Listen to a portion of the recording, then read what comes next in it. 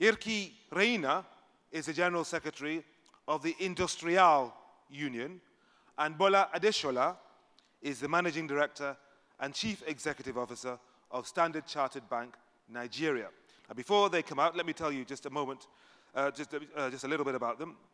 IndustriALL is one of the world's largest trade unions, representing 50 million workers in 140 countries. Mr. Raina will share his personal experiences on the potential of multi-stakeholder partnerships to achieve the SDGs at local and global level. And Bola Adesola will share the story of how and why her company, Standard Chartered Bank, committed to leveraging its global networks to raise awareness and mobilize action to achieve the SDGs. So please be very, very warm in your welcome for Jyrki Raina and Bola Adesola.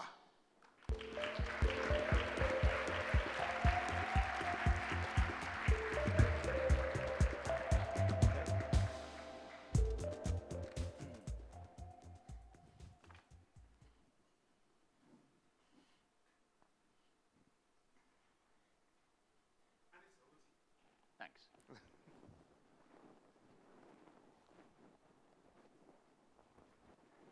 Right, good morning, everyone. I'm a union guy, and therefore, for a union guy, it's quite natural that some of my dearest sustainable development goals, they are related to reducing inequality and decent work. And it should be in the interest of all of us, if we want to build societies that are based on democracy, social and economic justice, and make sure that people will not lose their hope for a better life, because there is a danger of exclusion and extremism.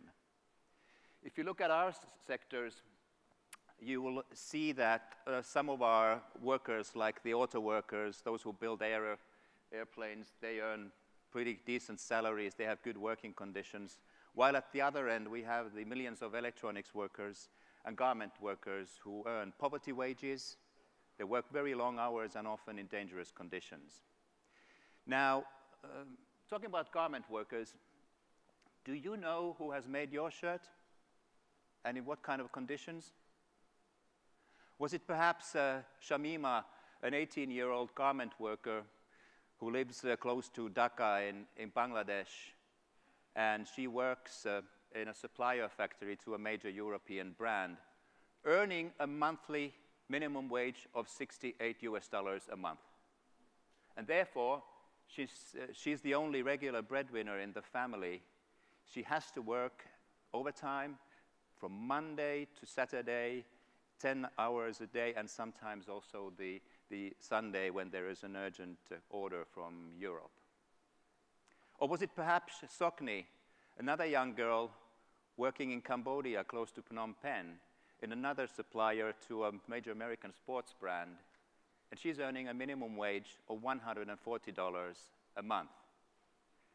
And you can understand how Sokni felt when she saw a sportswear whose price was about the same as her monthly salary. At the same time, these major companies are making multi-billion-dollar profits every year, and some of their owners are among the richest people in the world.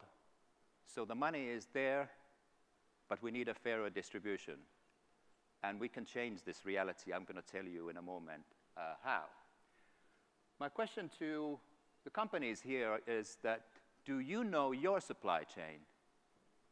Do you know where your products are actually made? I'm not so sure.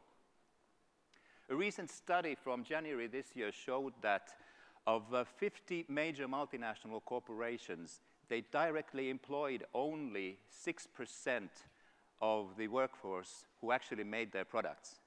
94% were employed by suppliers and subcontractors, 116 million workers. That is why supply chain responsibility, as defined in the Ruggie Principles, the UN Business and Human Rights Principles, is so important. The Watershed was 24th of April 2013. That is when the Rana Plaza building collapsed in in Bangladesh, killing more than 1,100 workers and injuring 2,500. That was the time when Industrial Global Union and our sister global union, UNI, we told the brands that enough is enough. And we convinced them to sign a legally binding agreement, the Bangladesh Fire and Building Safety Accord with us, which now covers more than 2 million workers in almost 2,000 factories, and these 200 brands, they are working with us for a change. So our wonderful Bangladesh Accord engineering team, they inspected all these 2,000 factories and found 100,000 safety concerns. 20 factories were closed down immediately because they could have collapsed the following day. Now 50,000 safety concerns have been addressed, but there are still dangerous factories. But we will not give up, we will continue until this industry will be safe and sustainable for millions of workers. Now, it's a time to address the second problem, and that is the question of living wages. Already the UN Universal Declaration from 1948 said that a living wage is a fundamental human right. Yet, in the majority of world countries, we still see workers, too many millions of workers who don't earn a living wage. So what are we going to do about it?